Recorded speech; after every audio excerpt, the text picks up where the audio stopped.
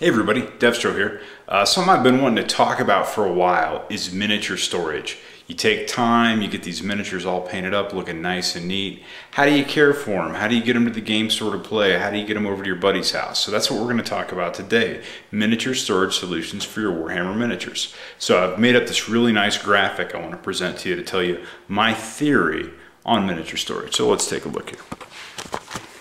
Okay, here we have Devstro's theory of miniature storage. In a perfect world, what do we need for our miniatures? Well, we need protection, and we would like the thing protecting them to not really be that big and bulky, and we want it to be cheap so we can spend our money buying all these new army books they come out with and all the lovely miniatures. But we can't have all three. So here's my theory. You gotta pick two. Do you want something that's non-bulky and it protects them really well? Do you want something that's inexpensive and protects them really well? Or do you want something that's non-bulky and inexpensive? So let's take a look at the first thing, something I think a lot of you are probably familiar with. This is something that protects them well and is, I call it non-bulky. Maybe I need to revise that because it looks bulky, but you can put a lot in it. But it is not inexpensive. And that is the GW figure case. This guy retails for $50. There's a double wide one that goes for $100. And it has 3 sheets in it to hold all your guys. And it's what, 4 by 9? So you got like 36 in each sheet. And it protects them really well. They fit in here nice and snug. They're protected on the top and the bottom. There's a thick pad here that's going to protect the ones underneath. So that is this one. You can get a few miniatures in here.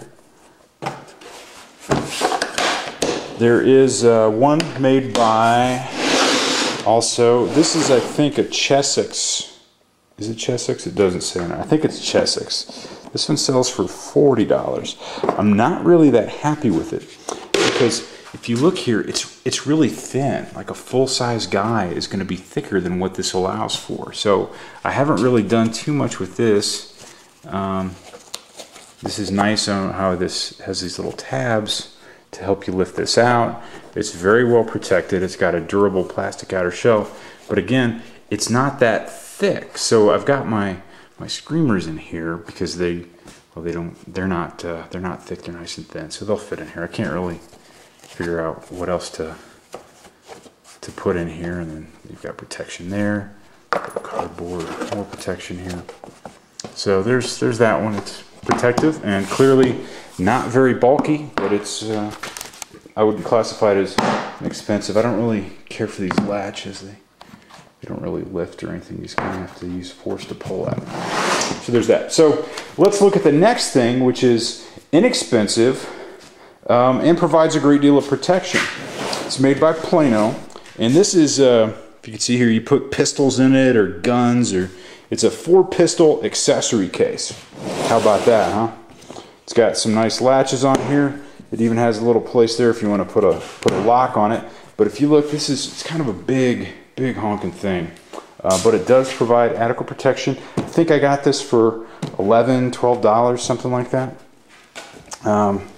It's got a sheet of egg crate on each side. If you lift this up, there's another sheet of egg crate down there. And then this foam in here, if you can see, is pre-perforated. So what you can do is to fit your miniatures in, you can just pull out the blocks to get everything to fit in there. Fits in nice and snug. Use it for bigger figures that aren't going to fit in your other kind of cases. But like I said, the price is right on this one, but it's bulky, having to lug a few of these things around. So what does that leave us with? Something that's not bulky and inexpensive, but isn't going to provide the best protection for our figures. Again, back to the Plano company here. This is you find these in the sporting goods section or fishing tackle of like a Walmart, or if you go to Cabela's or Gander Mountain or one of those hunting fishing places, they just got tons of these, and they have little customizable slots that you can put in here. Sometimes I put, when the blister pack comes with foam, some of that at the bottom to line them, but this doesn't provide the best deal of protection. The guys are out around, these are only maybe $3. Other companies that make them too, there's Shimano or I've seen just dozens of different kinds of companies. And they make them in different sizes too. Like here's a little double-sided one I used to put a couple tactical squads in. They seem to do okay. My experience, plastic miniatures you can kind of leave on their own and they won't chip. For some reason the metal, I think the mass tends to move them around a lot and they get chip happy. And then there's thicker ones here. So in order to beef these guys up, I provide my own protection. I got a bin here of just different kinds of foam, and then I can cut the foam to fit in here to get everything nice and secure so it's not moving around. Some egg crate. You can get this stuff pretty cheap if you look in the fabric section. There's foam if you were putting a chair together and you wanted to have the cushion for it. You can get those, or just for other craft things. And so I got this bin of just spare foam bits that I can use to cut up and fit. So that just goes through some of the things that I use. I'm interested to hear what you other people use. Just sort of an honorable mention here. This is the Sable Army system.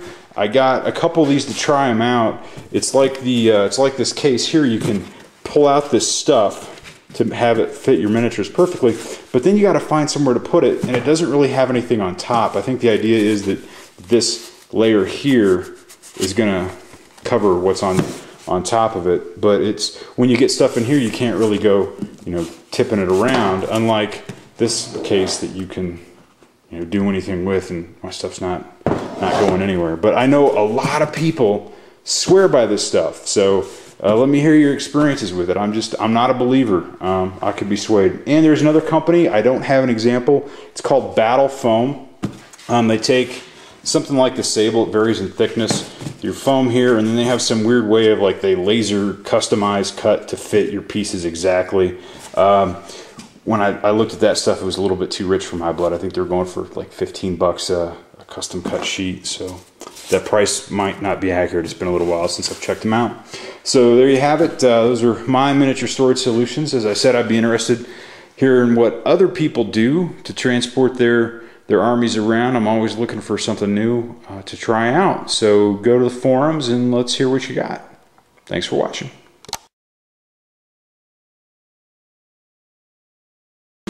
This is his undead army. This is how he totes him around. Pretty unique. I also like his orc and goblin army storage system. It's an Abash's donut box.